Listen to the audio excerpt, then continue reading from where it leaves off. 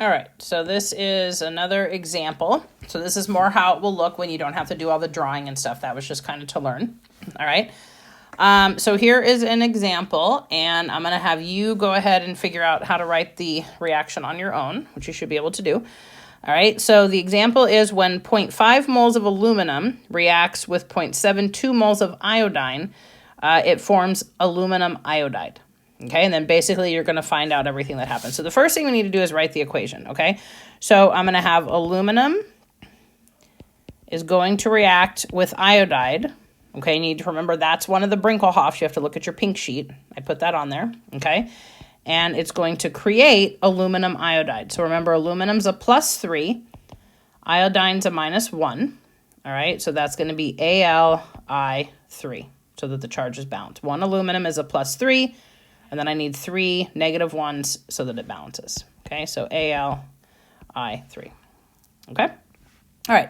So let's go ahead and balance it. So there I see the 2, 3 issue again. So there, put a 2 there. So I have 6 iodines, a 3 here. Okay, so now I also have 6 iodines. On the right side, I have 2 aluminums. So that's going to need to be a 2 right there.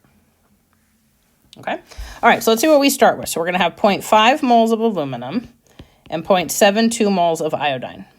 Okay, and we're going to start with no product. Okay, all right, so if you're not sure what to do, okay, you can kind of reason it out, or you can just try to guess and check it, and if it's not right, then go back, okay, right? So the first thing I would check is I need 2 of these aluminums and 3 iodines. So I need more iodine than aluminum, okay? First thing, just check and see if you actually have more, okay? I do, 0.75, but I have 0.72 for iodine, all right? So that is a possibility that it could be fine either way. Okay, because I do have at least more, okay? Now, I need like a 3-to-2 ratio more, all right? So go ahead and just try to think about it and guess which one you think is going to run out first, okay? So let's say that I'm like, I think the aluminum's going to run out first. Don't write this yet. Let's just make sure, okay? So let's say I think the aluminum's going to run out first, all right? If that's the case, then I'm going to put my given on the bottom and then what I want on the top, so that's 3/2, okay? So 0.5 times 3/2 is 0.75, all right? But I only have 0.72, but I need 0.75, okay? So that's not gonna work. So then, whoops, then you just go, well, whatever, try the other way. Let's make this one the limiting reactant, okay? So 0.72, and then that's gonna be a 2/3 ratio, okay? And so then let's see what that is. Oops. Okay, 0.72 times 2 divided by 3, 0.48. Okay, and that's fine because I have enough, right? Because I had 0.5 to start with. So if I do 0.5 minus 0.48, I'm going to get 0.02 left over. Okay, so then I know that that's the right one. So there's no harm in just trying it. If you just try it and it either works or doesn't work, then you'll know. Okay. All right, this is also going to be a 2-to-3, so I know that's going to also be 0.48, but now I'm getting it. I'm getting 0.48 moles of aluminum iodide. Okay? All right, so which one is the limiting reactant? Which ran out first? Okay, that was the iodine.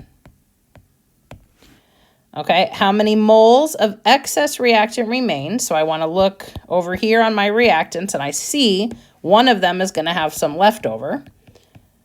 Okay, which is the aluminum.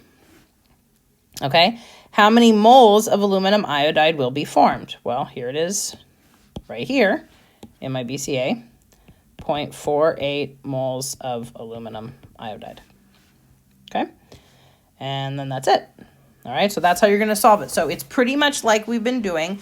It just has this extra step of figuring out which one to use.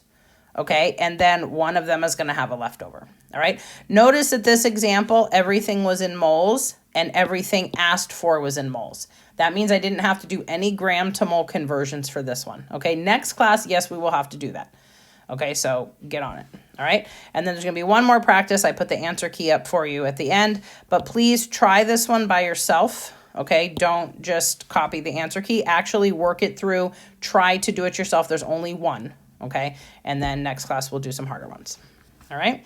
Again, if you're confused, guess what? Send me an email. I can help you.